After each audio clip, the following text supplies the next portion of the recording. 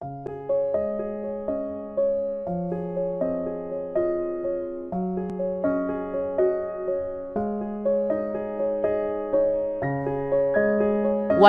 ibang babaeng itatanong sa iyo, Rico, Jonalyn, kumusta?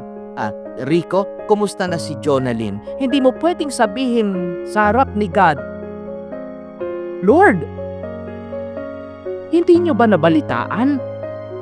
Wala na kami. Matagal na, ito talagang si Maria ang gusto ko at nagkasundo kami. Ganon din sa iyo, Jonalyn. Walang ibang pangalan na i-honor ang Diyos, kundi ang pangalang Rico. Rico, walang pangalang i-honor ang Diyos, kundi ang pangalang Jonalyn. Jonalyn, bukal pa sa iyong loob ang iyong pagparito upang makaisang dibdib si Rico na iyong pakamamahalin at paglilingkuran habang buhay. Opo, Father. Rico, bukal ba sa iyong loob ang iyong pagparito upang makaisang dibdib si Jonalyn na iyong pakamamahalin at paglilingkuran habang buhay? Opo, Father.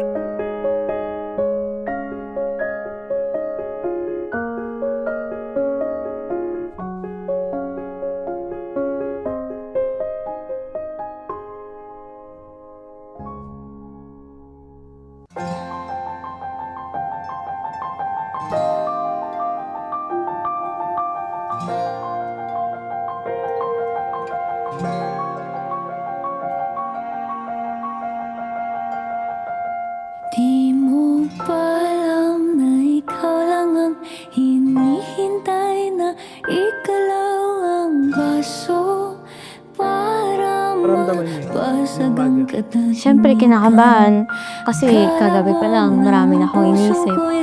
Hanggang sa kabilang kanto, at isang tanong mo lang, walang ibang sagot kundi oo, alam kong tayo'y patungo rin naman dito. Ikaw lang naman ang inaabangang lumuhod. Mahal na mahal kita palagi. Mag-iingat ka. Ako'y tanungin kung pwede bang akin ka lang. Oh, sa'yo lang, sa'yo lang, sa'yo lang, sa'yo at sa'yo lang, sa'yo lang naramdaman ang ganito. Kilig, takot, kabang, inig, saya, lahat-lahat sa'yo lang. Ako hanggang sa walang hanggan.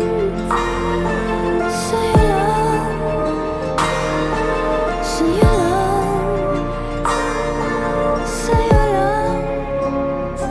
Di mo ba alam na ikaw lang ang nakita kong sa akin ay seryoso?